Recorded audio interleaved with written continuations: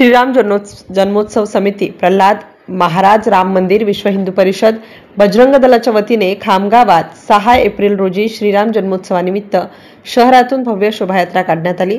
दिंडी, भगवे ध्वज, ढोल ताशांचा गजर, टाळ मृदुंगाचा नाद, लेझिम पथकाचा सहभाग आणि वाजत गाजत फटाक्यांच्या आतिषबाजीत खामगाव नगरीतून निघालेल्या शोभायात्रेत जय श्रीरामच्या जयघोषाने आसमंत निनादून गेला होता।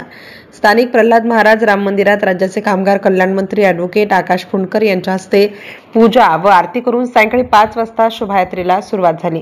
शोभायात्रेत प्रभू श्रीराम पालखी, वारकरी दिंडी, श्रीराम रथ, मुलींचे लेझिम, ढोल पथक, डमरू, भजन मंडळ आदी सहभागी झाले होते।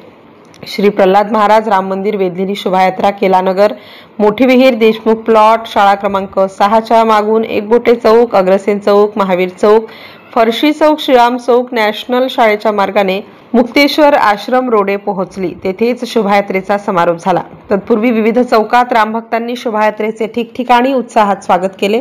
MCN न्यूज मराठीकरिता शेख अजीज शेख मोहम्मद, खामगाव।